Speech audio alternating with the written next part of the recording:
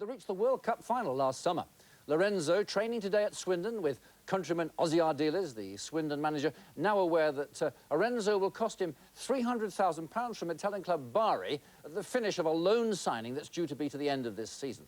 Well, Swindon's new defender can't play against Bristol Rovers tomorrow. The DOE first have to grant him a work permit. Bobby Gould, what do you make of this signing, remembering that Lorenzo was recently with Nottingham Forest, but Brian Clough let him move on?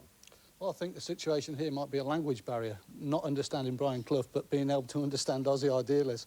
And also, Roger, that Swindon have got 5 games in 19 days in the rest of October, and it's important that they get a central defender in there. But doesn't Ozzy move quick to get somebody in? It keeps you lads on your toes, doesn't it? Great, yeah. OK, let's have a word then on tomorrow's West Country derby. Swindon boosted in the week by further evidence of young Fitzroy Simpson's development as a goal scorer there, unlocking the Darlington defence. Lovely stuff. They'll need him in form tomorrow, especially with Duncan Shearer, their leading scorer, out injured. Now, Rovers travelled in a low league position, but with high climbing hopes, literally high.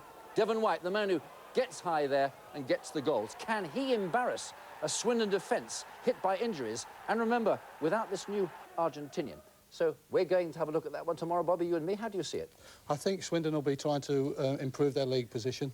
They've got back on the right road, as we've seen over the past couple of weeks.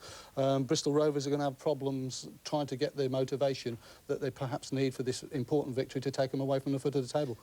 But big Devon White causing everybody problems, and Swindon without 1 or 2 of their best? Yes, but it's people to live off him. I think this time last season, Gary Penrice was in a very, very high scoring profile, and now we've got the boy Nixon alongside. More from you on that later, Bobby. Came up with a match winner in a new position.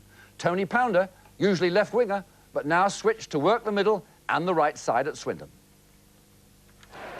Mickey Hazard's vision there, setting the home side in motion early on, with Steve White's skillful raid, but it became typical of Swindon's moves all afternoon, promising more than it achieved. Meanwhile, Devon White was often harassing young Nicky Tanner there, and Tanner was to make errors under pressure. First, never spotting Tony Pounder, a chance for him, and then another one for Devon White. So Purnell, the left winger selected in place of Pounder, now feeds the lad in his new position. And doesn't he move on brilliantly for his first goal in league football? Second half now, and Swindon pressing as the young Fitzroy Simpson launched several runs, but never was the final ball good enough. Always Rovers' defence held out. Ozzy Ardiles was to tell his team afterwards they were always second best. Finally,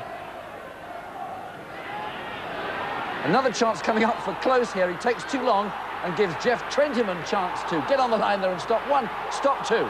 Rovers' defence would not be broken. Finally, Pounder breaks Swindon again there, embarrassing Tanner. It's a penalty kick gained by the man Swindon could not contain.